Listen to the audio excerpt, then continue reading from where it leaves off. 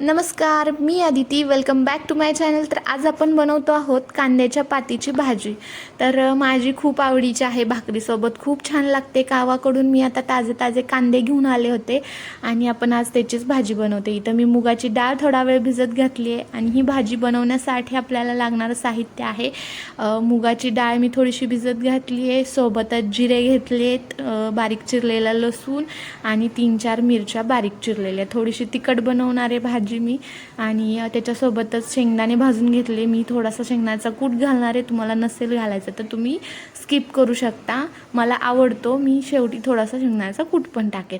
तर पटकन गॅसवरती कढई ठेवली गरम व्हायला आणि त्याच्यामध्ये तेल घातले. आता तेलामध्ये आपण टाकणार आहोत जिरे, त्यानंतर मिरची आणि लसूण. आपण साधी सिंपलच बनवतोय, फक्त एवढंच लागेल भाजीच्या फोडणीसाठी आणि मस्त अशी भाजी आपली चमचमीत लागते. वेगळे मसाले काहीच ॲड करायची गरज नाही.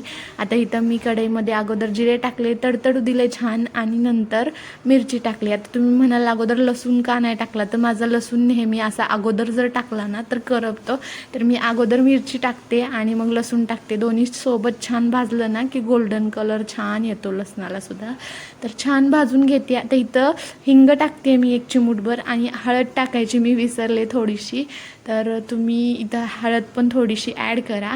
मी हिंग टाकलं आहे आणि नंतर कांद्याची पात टाकते. इझी सिम्पल, फक्त एवढीच रेसिपी आहे आणि खरंच खूप टेस्टी लागते. आता आमच्या गावाकडनं हरभऱ्याची डाळ टाकतात त्याच्यामध्ये. हरभऱ्याची डाळ एकतर शिजायला थोडासा वेळ लागतो आणि मला नाही आवडत, तर मी मुगाची डाळ टाकते.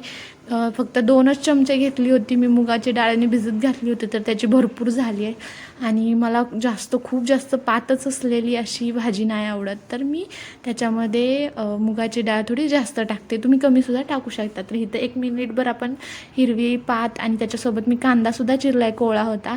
तर हे 1 मिनिटभर परतून घेतल्यानंतर फोडणीमध्ये नंतर आपण याच्यामध्ये ॲड करतो आहे मुगाची डाळ.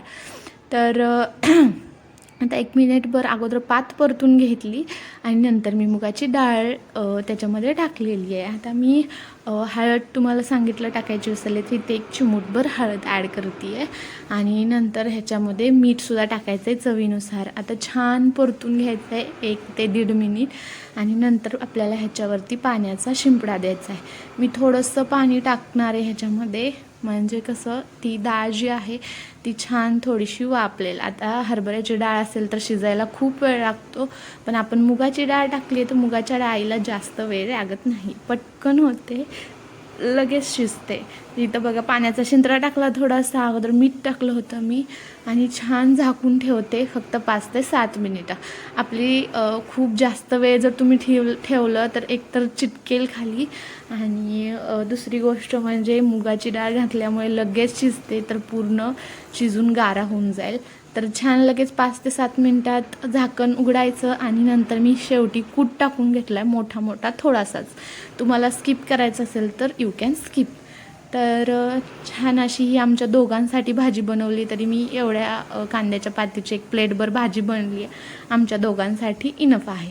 तर इथं बघा छान अशी शिजली आहे डाळसुद्धा आणि कांद्याची पातसुद्धा.